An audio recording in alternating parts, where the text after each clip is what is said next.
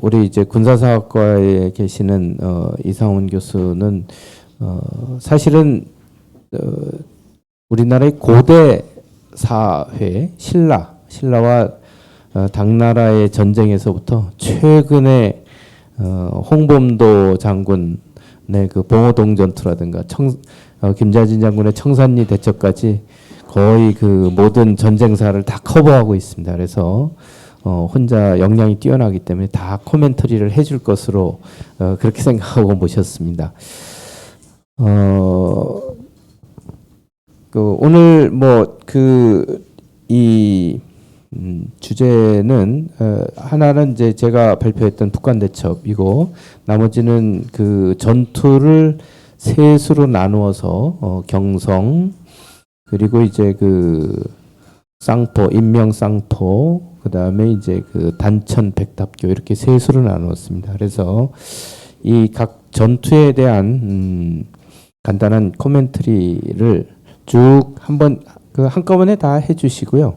그리고 이제 저희 발표자들이 각자 대답을 하도록 그렇게 하겠습니다. 그렇게 하고 끝나면 플로어에 또 궁금하신 사항을 저희가 질문을 받도록 이렇게 진행을 하도록 하겠습니다.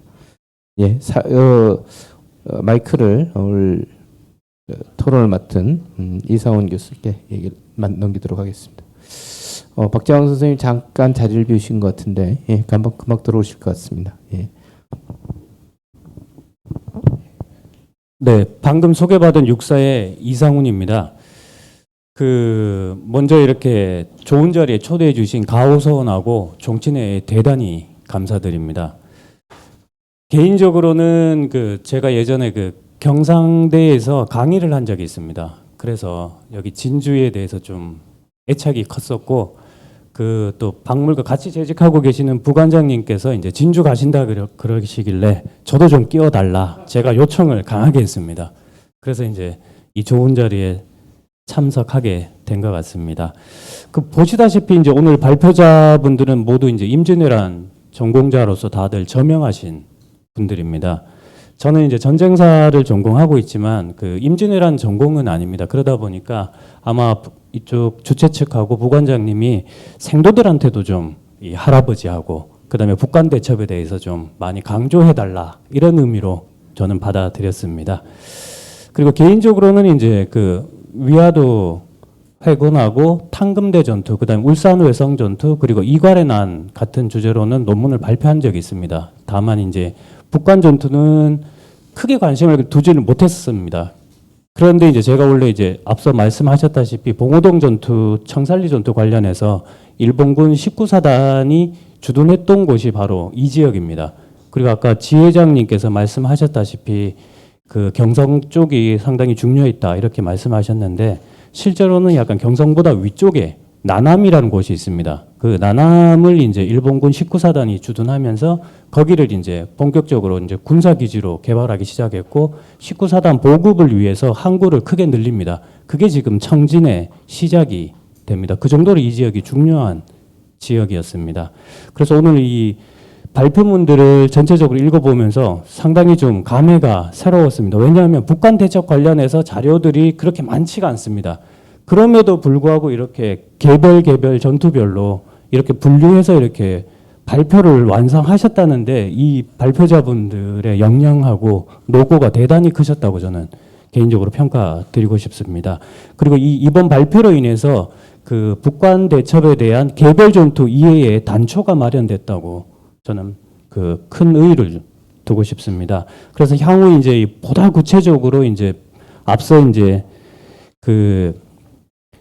박재강 선생님이 이제 지도를 통해서 많이 보여주셨다시피 그런 교통로랄까 아니면 이제 성책이랄까 이런 것들을 좀 유기적으로 좀 저희가 이제 정리를 해서 진짜 구체적인 전투사, 그러니까 이제 전과 자체가 얼마나 이렇게 구체적이고 객관적으로 데이터화할 수 있는지 이런 작업을 해야 이제 정문부 장군의 업적이 보다 선명해질 것 같습니다. 이런 걸 가지고 또 전체적으로 학술 대회를 한다거나 아니면 이제 대회에 홍보를 한다거나 이런 부분들이 상당히 중요할 것 같습니다. 사료 충돌이 일어나거나 사료가 영상한 부분들이 꽤 있기 때문에 이런 부분은 이제 조금 더 가지고 심화를 시킨다면 오늘을 계기로 폭발적으로 아마 연구가 진행될 것 같은 생각이 듭니다.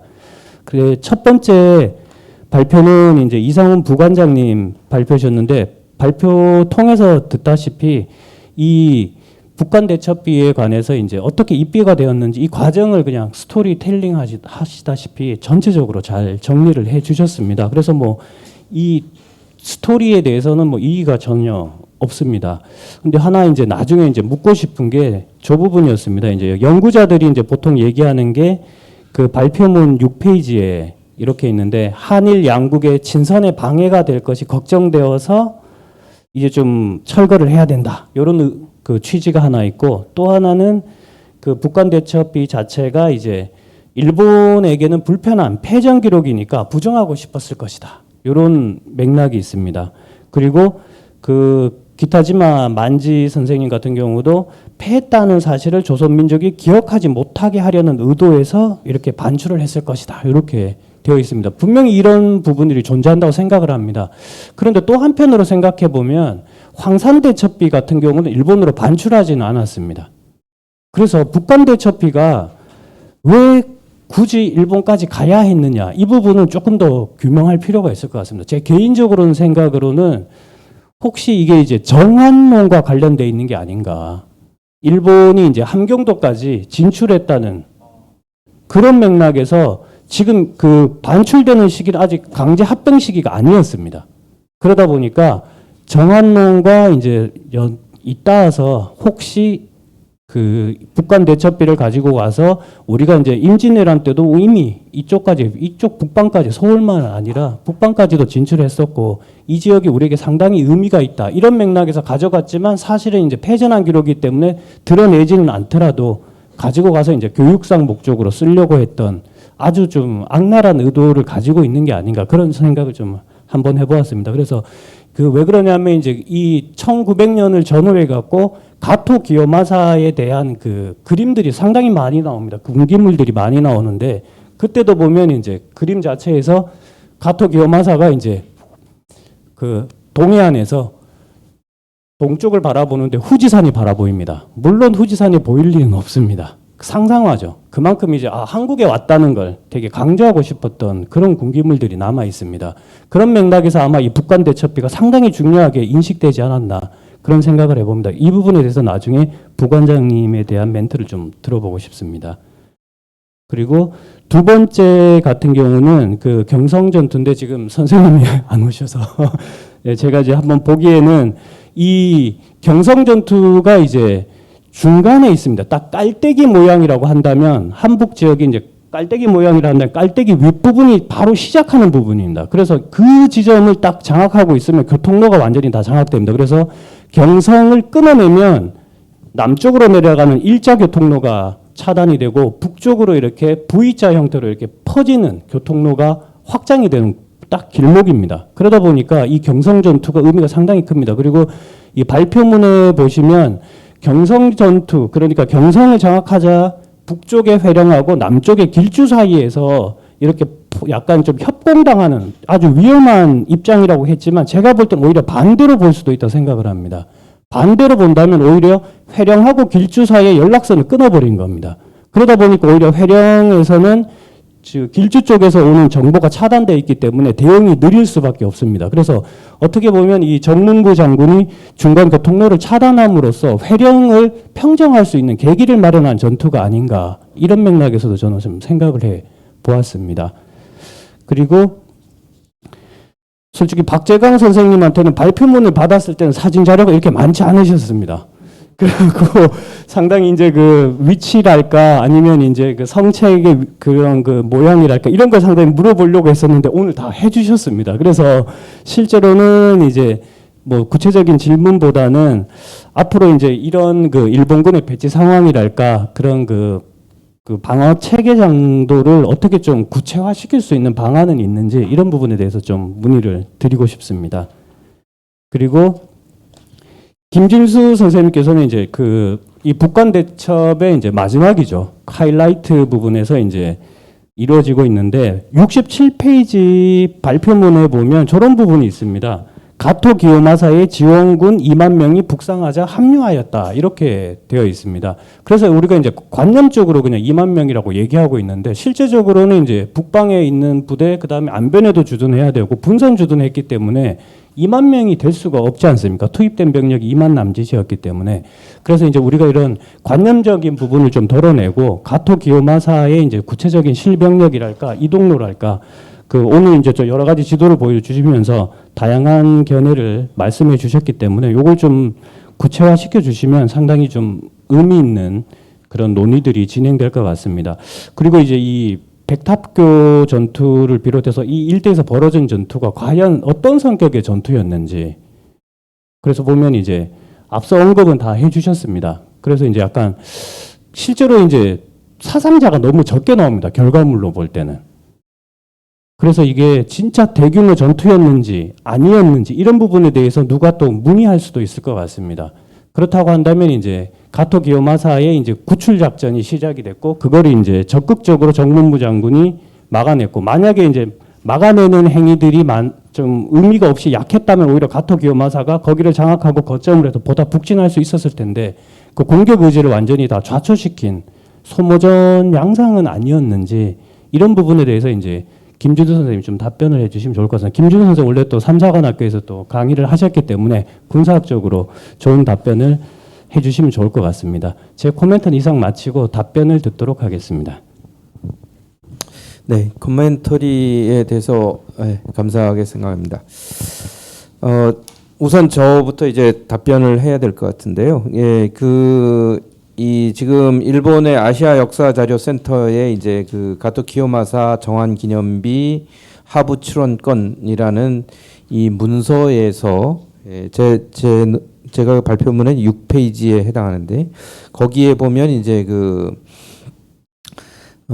한일 양국의 친선에 방해가 될 것을 걱정하고 그다음에 이제 그래서 1번 그래서 2번 한국 사람들의 그 자손의 승낙을 받아서 세 번째 그래서 일본으로 반출한다 이렇게 돼 있습니다. 그래서 이 부분은 아무래도 좀 더 지금 코멘트에서 말씀하셨듯이 친선 방해냐 요거 문제 그리고 또 한 가지는 이 시대의 시대적 상황 이 비문을 옮겨온 이케다 마사스케가 어떤 성향을 가진 사람인지 이런 것들은 좀 더 구체적으로 살펴볼 필요가 있을 것 같습니다. 그 명령 계통의 위쪽에 있었던 지금 우리나라의 총독같이 지낸 데라우치 같은 경우는 이제 유명하죠. 이제 우리나라의 총독 2대 총독으로 와가지고 3.1 운동 이후에 이제 문화정책 펴고 뭐 이랬던 그 사람인 걸로 알고 있는데 하여튼 그래서 이런 어떤 일본 근대 이후에 육군 군부의 특히 이제 이걸 가지고 들어온 이케다 같은 소장의 성향이라든가 이런 거는 좀 더 살펴보도록 그렇게 하겠습니다. 두 번째 이제 강신엽 선생 논문의 경성전투의 중요성 요거에 이제 오히려 남북 교통로를 차단한 것이 아니냐 그리고 회령 전투에 단초를 이었다는 의미가 있다 말씀하셨는데 전적으로 공감을 합니다. 아마 강신엽 선생이 이제 강조했던 것은 처음에 의병 기이할 때 그때는 이제 양쪽에서 압박을 받고 있었죠. 그래서 그 당시의 상황은 굉장히 안 좋았다는 것을 양쪽에서 압박을 받았다는 것을 강조를 했고 다행히 그 시기에는 가토 기요마사가 길주 쪽에서 강력하게 밀어내리질 않고 국시 형제들이라든가 정말수한테 이제 좀 어느 정도 자율적으로 맡겨놓고 병력을 분산하지 못하고 이제 다시 남쪽으로 내려간 상황이었기 때문에 그런 상황이었기 때문에 한쪽을 우선 격파했다 하고 이 지역을 중각을 장악함으로써 일본군이 다시 그쪽 위쪽을 올라갈 수밖에 없게 됐죠. 그래서 오히려 이제 그때부터 이제 우리나라의 의병의 숫자가 늘어나고 그 다음에 이제 중간을 차단하는 그런 효과가 있어서 회령이라든가 길주 뭐 이쪽을 수복을 하고 그 일본군을 압박하는 그런 효과는 컸던 것 같습니다. 예, 여기 공감을 합니다. 다음으로는 우리 저 박재왕 선생님께서 답변을 해주셔야 되는데요. 예, 그 어떤 지도라든가 이런 것을 통해서 그 지역의 지리적 비정이라든가 일본군의 어떤 움직임이라든가 이런 걸 좀 더 구체화해야 되지 않을까 그런 얘기를 하셨습니다. 여기에 대해서 좀 말씀을 해주셨으면 좋겠습니다. 예, 말씀하신 거에 전적으로 공감을 하고요.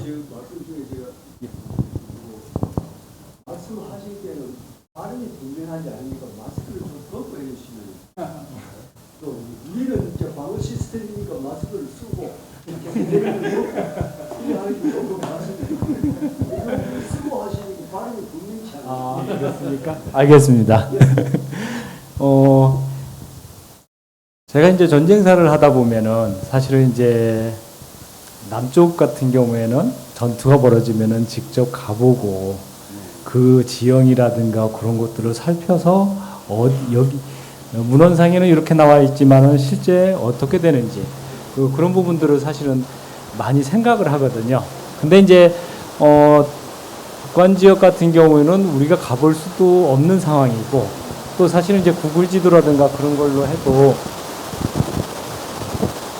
명확하게 나타나지 않다 보니까 결국에 이제 단순 지명으로서만 비교를 많이 합니다. 근데 이제 실제 문헌에서 나타나는 것도 상당히 이제 어떤 문헌에는 이렇게 나와 있고 어떤 문헌 그러니까 어떤 분은 쌍포대첩이라고 그러고 사실은 지역 그리고 어떤 분은 또 이제 홍양호 같은 경우는 인명대첩이라고. 근데 인명대첩을 해놓고 전체를 설명을 하고 있다는 거죠.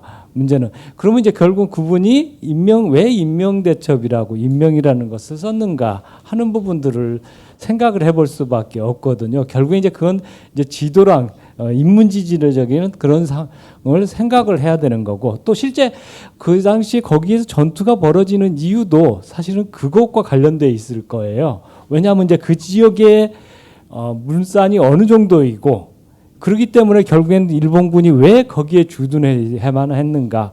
결국 이제 길주 지역에서 물산이 그러면 풍부한 지역은 인명 지역하고 쌍포 그 공간하고 길주 아래쪽에 이제 해안가 쪽에 열 거란 말입니다. 그러면 실제 함경도를 지배하고 있던 가토의 입장에서 할당량을 자기가 이제 확보를 하고 계속 주둔을 시키고 하려면은 결국엔 그래서 다른 지역보다는 생산량 논 대비에 더 많은 것들을 차출했다라는 기록도 있거든요.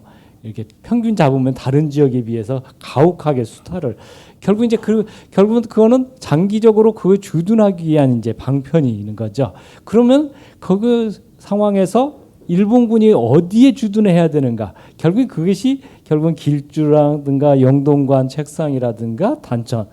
예. 왜냐하면 그 지역 주변에서 확보를 하기 위해서는 이제 그런 부분들이 있죠.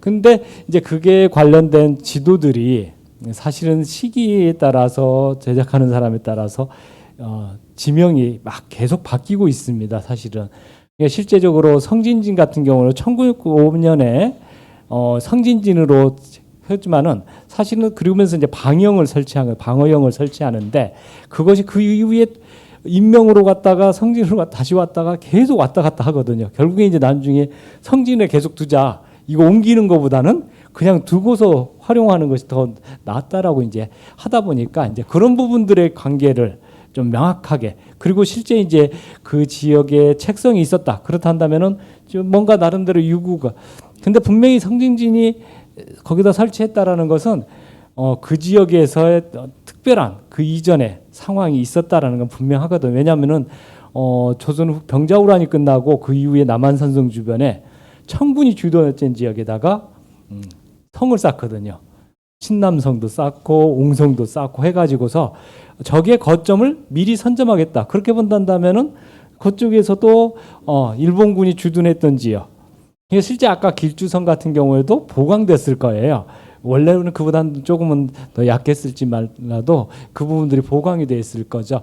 근데 이제 그런 부분들을 좀 더 자료들을 좀 더 많이 확보를 해서 위치 비정도 좀 하고 그 공간적 특성도 좀 살린다면은 그 전투 상황을 좀 더 효율적으로 아까 이제 뭐 김진 선생님도 그 그림에서도 했지만은 넘어가는데 매복을 해서 어떻게 한다면 그 지형적인 그런 특성들을 정확하게 이해를 해야 되니까 결국 이제 그렇단다면은 그런 부분들을 지도상이라든가 그런 자료들 지도 말고도 사실은 이제 설명 지리지라든가 그런 걸 통해서 그 특성을 좀 더 명확하게 이해를 한다면은 훨씬 더 나을 수 있다라고 생각이 됩니다. 근데 이제 조금씩 이제 그 지도들이 발굴되고 있긴 한데 아직까지는 지금 완벽하지는 않습니다. 그러니까 저도 사실은 좀 많이 늘려고 했는데 이게 계속 커지다 보니까 사실은요. 그래서 이제 좀 PT에서는 조금 이제 그게 보여드리는 게 가능해지니까 가급적이면 좀 지도를 그래서 이제 그 지도 중에서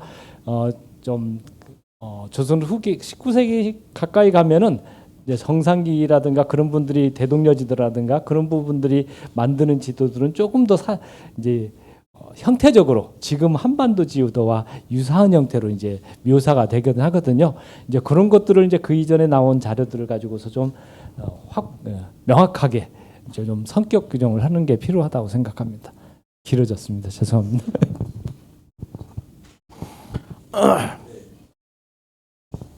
다음은 이제 그 마지막 진수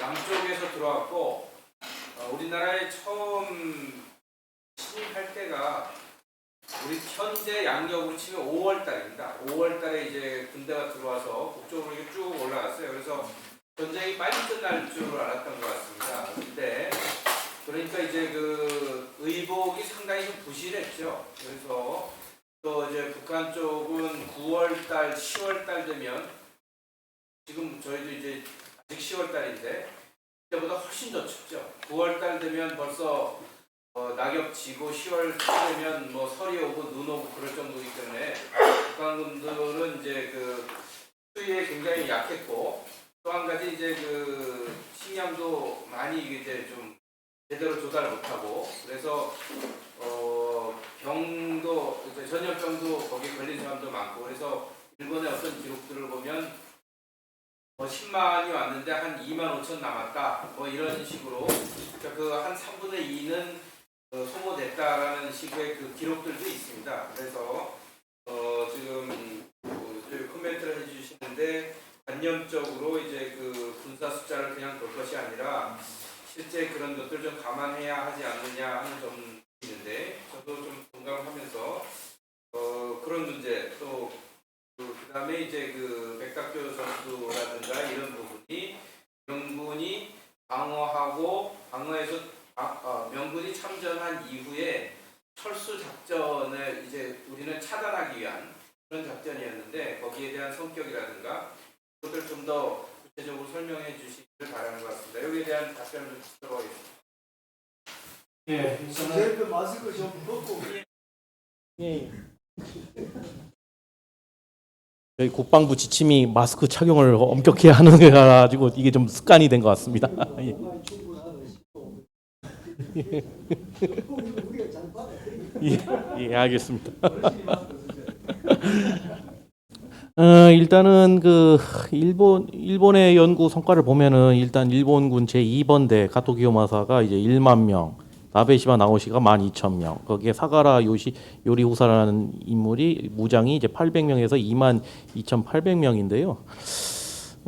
일단은 그 기타지마 만지 선생님이 그 가토기요마사라는 책에서도 2만 명 이렇게 그대로 이렇게 인용을 하셨는데 여기에 대해서는 제 생각입니다만은 가토기요마사의 1만여 명에서 이제 나베시마 나오시게나 다른 다이묘로부터 협조를 받아가지고 병력들을 조합을 한 것 같아요. 그리고 거기에 이제 순회들, 그러니까는 이제 일본군에 부역했던 인물들. 그 기록을 보면은 또 그 가토기요마사가 이제 조선의 왕자들을 사로잡고 이제 그 만주로 이제 여진 지역으로 침략하지 않습니까? 노토부락을 침략할 때는 조선이 2,000명을 앞세우고 노토부락을 전벌했다고. 침략을 했다는 기록에서도 이 2만 명의 구성원 중에서 다 구성되어 있던 여러 다이묘들의 군사들을 이제 규합을 하고 거기에 이제 조선이 부역 조선인들을 이제 같이 이제 편성을 하지 않았는가라고 하고 생각이 됩니다. 이 사료의 미비 때문에 이거에 대해서 구체적인 분석을 하기가 좀 지향이 되지만 여하튼 제 생각은 제가 생각하는 거는 그렇고요. 두 번째는 이제 백닥교 전투의 양상은 이게 어떠한 양상이냐면 이 가토 기요마사 앞서도 말씀드렸지만 가토 기요마사가 이제 일본군 총지휘부터 재차 철수 명령을 받으니까 본인들도 이제 식량난이라든지 이런 보급 겨울에 준비하지 못한 이런 것들이 있기 때문에 다른 가신들과의 연락이 안 되니까 이제 그 가신들을 챙겨줘야 되지 않습니까? 그 철수를 시키기 위해서 이제 철수를 이제 지원하기 위해서 이제 그 병력 올라갔다가 이제 대규모 병력이긴 하지만은 그 대규모 병력이 그 상계를 할 수 있는 지형이 안 됐던 겁니다. 제가 그림에서도 저 보였지만 기습 매복전이 아니었는가. 이것을 기습 매복전이라고 저는 말씀을 드리고 이게 구체적으로 어떠한 전투 양상을 가지고 있는지는 좀 더 제가 좀 공부가 좀 필요할 것 같습니다. 이상입니다.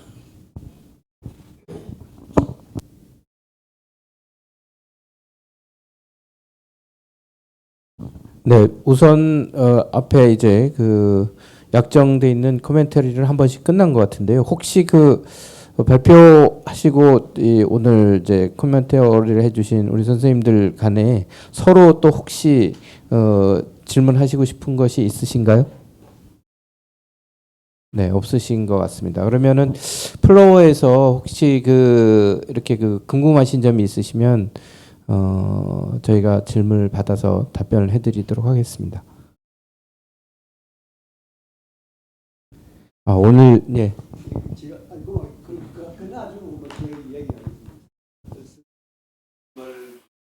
수고를 하셨습니다. 또 연구를 하셔가지고 저는 대략적으로만 아주 자세한 거는 책을 보고 제가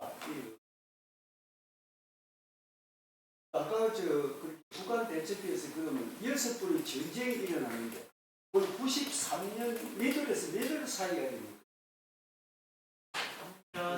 2월 10일에서 6월 28일. 그런데 그렇다면 그때는 그건 음력 기준으로 하는 예, 그렇겠지. 그래도 굉장히 추울 거 아닙니까? 예. 그걸 우리가 6.25 사변 때 장진호 전투하고 비슷하다 봐야 되는데 그러면은 이렇게 해서 그게 공들을 세운 건 지정학적으로 우리 할아버지가 지형을 잘 알고 또 그 지형에서 전략을 세우기가 참 어려워.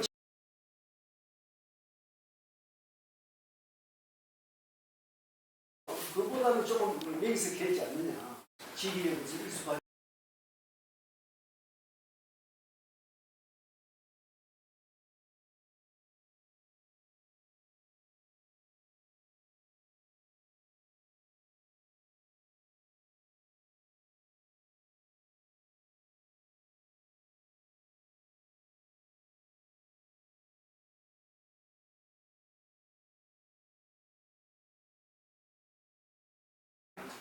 이 종주에서 대적으로 생각할 때는 그걸 수치기 때문에 것이다.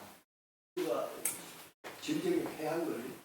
그런데 제가 생각해보면 그 시대의 상황에서 1905년이면 우리가 한일 합방 5년 전인데 1910년에 우리가 나라를 빼앗기고 지금 한일 관계가 조선과 일본 관계가 너무 복잡하다고 지금은 우리를 집어삼킬 걸 사전에 알고 있었기 때문에 땅에 다시 조선을 침탈했을 때 부러움을 느껴가지고 가져가지고 저는 뭐 그런 아주 수상적인 얘기 추정을 해보는 추정은 역사에 뭐 안 되겠지만 거기에 덧붙여서 저도 좀 방금 말씀하면 1905년이 그 의사보호조약 아닙니까? 1910년 한일합 그 이전부터 독도라든가 이런 역사를 보면 측량을 시작하더라고요. 그 1905년에 그 레일집에 전리 부분을 가져가던 여기 보면 자기가 정한원이 나오고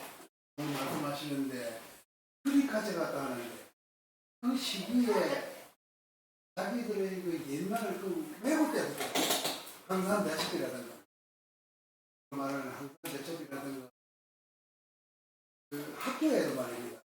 학교에도 그 전에 있던 일본하고 관계되는 인물은 막대를 부숴버려요. 그런데 이거 온전히 우리 그 북한 대책을 그 운송 수단도 지금부터 아주 안 좋았을 때 같거든요. 근데 그래가지고 그거로 가서 그대로 가서 또 거기에 또 어디 가냐면은 야스쿠니 신사에 갔다 보면 거기도 좀 이상하더라고요. 한국이 다른 뭐이 박물관이나 뭐 자기들 뭐이 대면 기념관 뭐 이런데 뭐 그것도 모르는데 그 외부 학교를 야스쿠니 신사에 가 그대로 자기들의 치욕적인 기록인데 자기들한테는 그걸 좀 정말 현명하게 머릿속에 좀 만들어낸다고 봅니다. 네.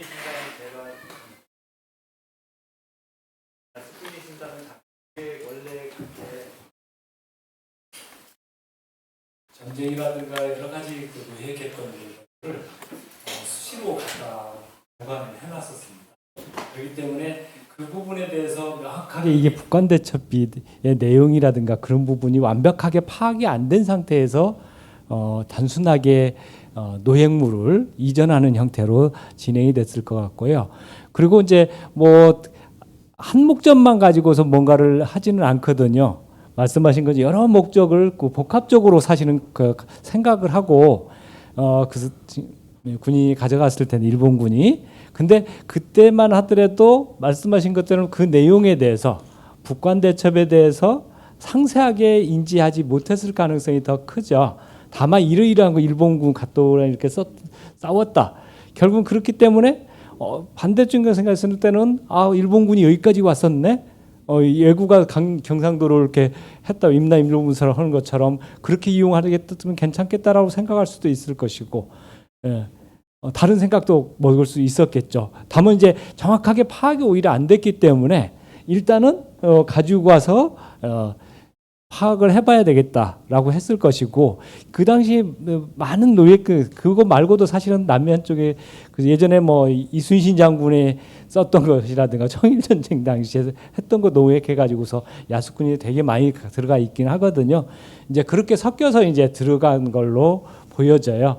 그러니까 그게 딱히 뭐기 때문에 요걸 목적으로 써야 되겠다. 그건 명확하지는 않았던 것 같은 생각. 그 이후에 이제 그런 것들을 거기에 갖다 놓고 이제 하다 보니까 요게 어떤 거고 무슨 용도로 써야 되겠다라고 이제 구체화시키지 않았나 생각이 듭니다.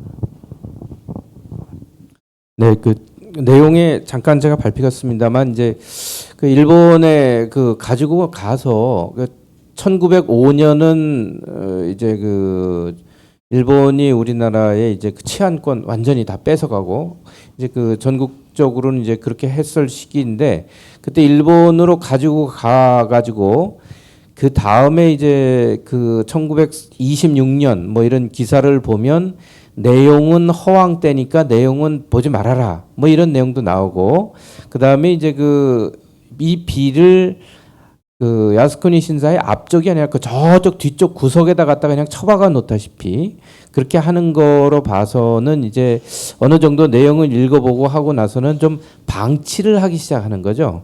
예. 그래서 이제 일제시대 때 내내 방치가 되고 한 1970년대까지도 방치가 되고 했던 면이 오히려 북한 대첩비가 깨끗하게 남아있는 아이러니하게도 그렇게 도움이 되는 그런 면도 좀 있는 것 같습니다. 예, 하여튼 그런 거는 그 뒤에 이제 그 조금씩 뭐 하여튼 밝혀지기는 했지만 하여튼 한편으로는 그래서 내용 무시, 비 자체 무시 그렇게 하여튼 뒀던 그런 그 아픈 역사는 있는 것 같습니다. 예, 또 네. 예, 우리나라에 있었으면 뭐 좀 파괴됐을 가능성도 혹시 예를 들어서 뭐 황산대 표피라든가 이런 것들 이제 도망나는 것도 있고 1943년 이제 전쟁이 막바지가 이르면서 대동아 전쟁이 이제 그 막바지가 이르면 1943년 되면 조선과 일본 뭐 내선 일체하고 하면서 이제 그런 그 일본에 반하는 그런 비석들 아까도 말씀드렸지만 서울에다 다 끌어가거든요. 그래서 비석 파괴를 하기 위해서 현지에다 놔두지 않고 끌어갑니다. 다 끌어가 버리는데 그때 이제 차출당했을 가능성도 있습니다.